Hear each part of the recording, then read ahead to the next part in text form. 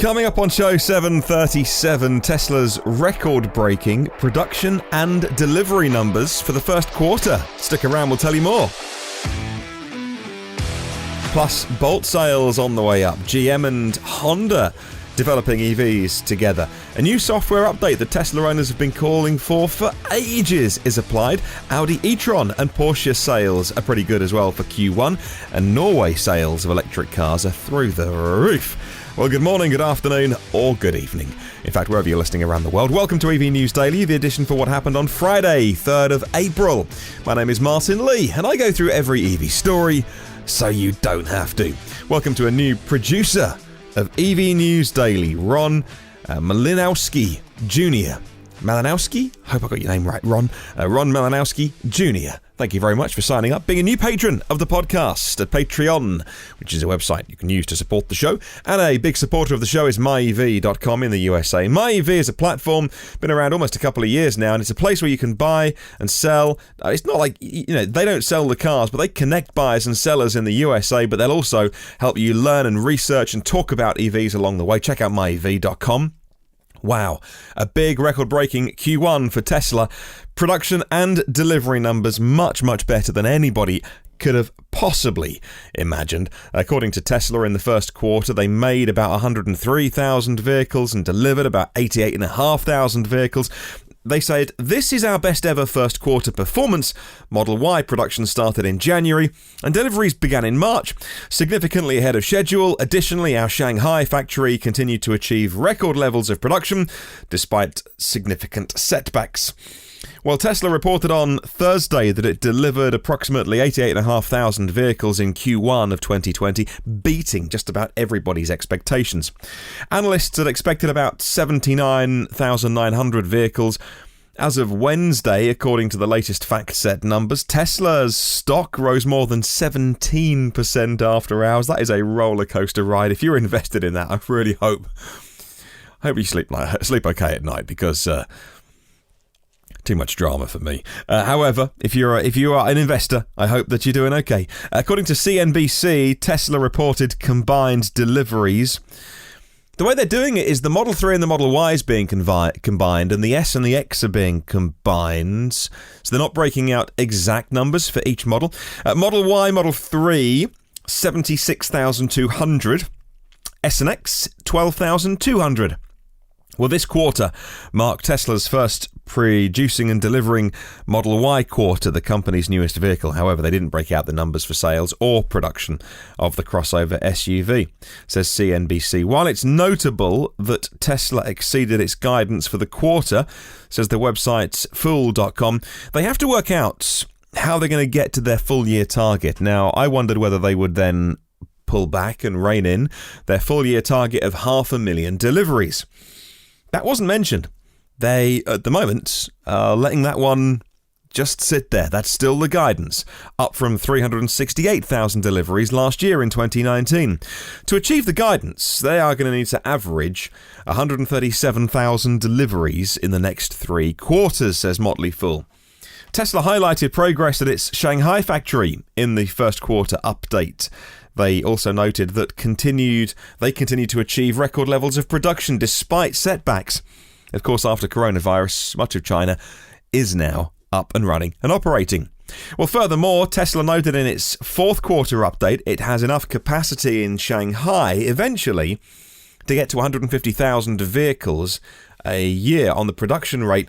Of course, nowhere near that at the moment, but certainly going to help out with that total year number of 500,000. Another car that did well in Q1, the Chevrolet Bolt. Chevrolet increased Q1 2020 sales by 36% year on year.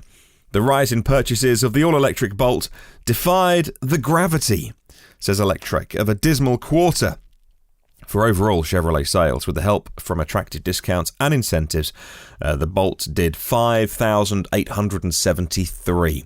Yeah, looking back, I think wasn't there some really good deals in January to have, and in March, pre-coronavirus, there's some really good discounts and deals to be had. I think there are national deals as well, so if you picked up a Bolt in Q1, then congratulations you. A great car. Hopefully got it for a great price as well.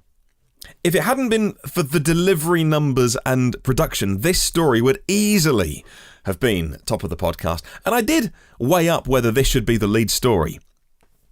It narrowly missed out. General Motors and Honda said yesterday they are forming a joint partnership to develop new electric vehicles for Honda and exploring ways to expand the alliance. As says Economic Times website, well, the new vehicles will use GM's batteries. They'll be assembled in GM plants in North America. Honda will sell the vehicles in the US and Canada from 2024. The relationship between GM and its Japanese rival reflects industry pressures to share technology and development costs to meet demands for cleaner vehicles.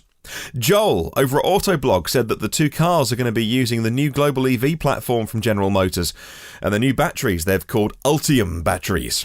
The platform is going to be used in a wide array of GM vehicles from Chevy to Caddy, and the Ultium batteries are pouch-style cells and allowing for flexibility, different configurations, rapid charging. The battery packs will go from 50 to 200 kilowatt hours, and all of that technology is what is going to underpin Honda. The company's pointed out that while GM is doing all of the mechanical bits, Honda will be in control of everything else. So, the exterior styling, the interior styling, the tuning of the driving characteristics, all Honda. And that's understandable because Honda has their own design language, and Honda, at times, if you look at the Honda E, when the Honda designers are let loose and they're not constrained, when you look at the what used to be called the Urban EV, now the Honda E, just a really unique, standout piece of design.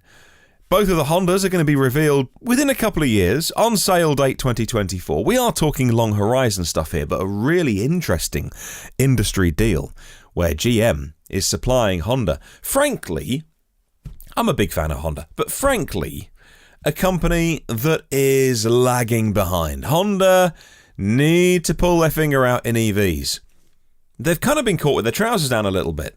There's the Japanese ideology with Toyota and Honda, and, you know, at a state level of hydrogen, they really do believe that's the future, and they've spent so much money and time invested in hydrogen.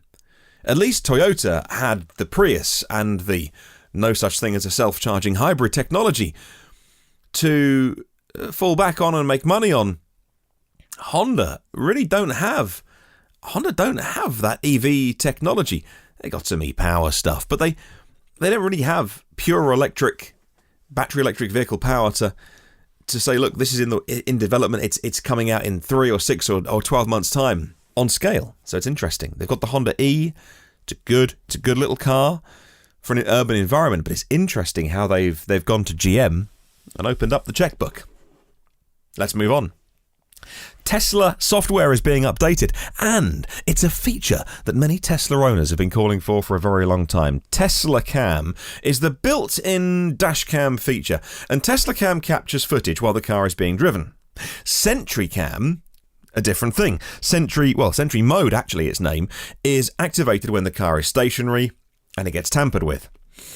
Now you can watch whatever it's captured on either of those, on either Tesla Cam or Sentry Mode, on the infotainment screen inside the car. Now, what you've done up until now is have to load the footage onto a flash drive, take it out of the car and watch it on another device, as inside EVs. The release notes from Tesla say this: select a clip or event to play the corresponding video. To select video from a particular camera, tap the associated thumbnail marked front, rear, left or right. So that says to me that you've got a choice of cameras.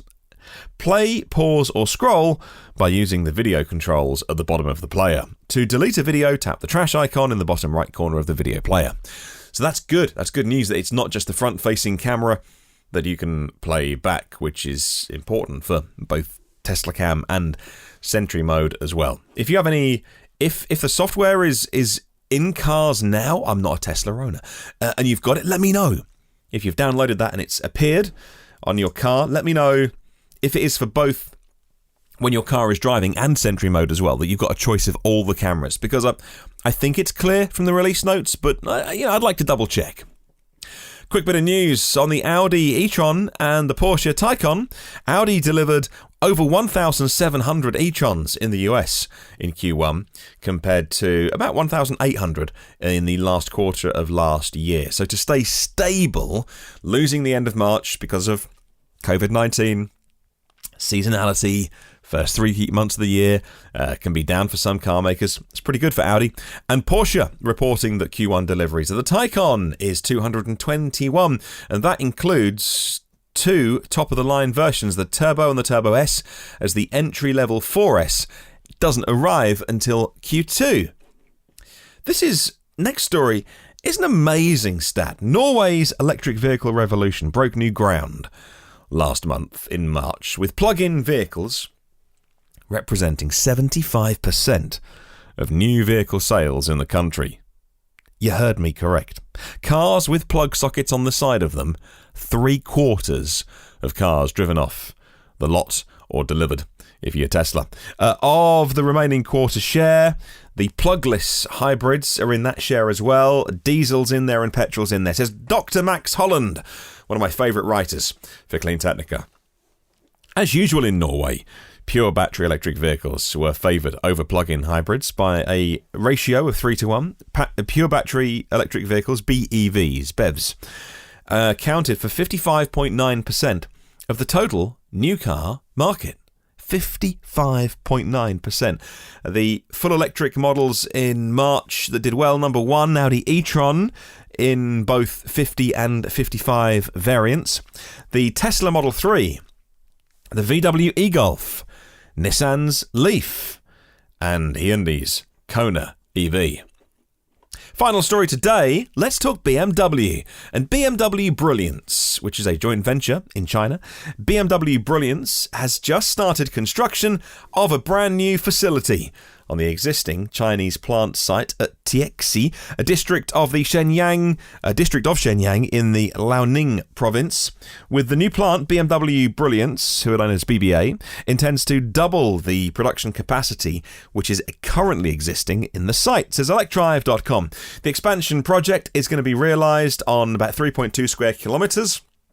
It's going to be equipped with flexible production lines, and this is the way that BMW are plotting their way forward with electrification, and it's different to many others.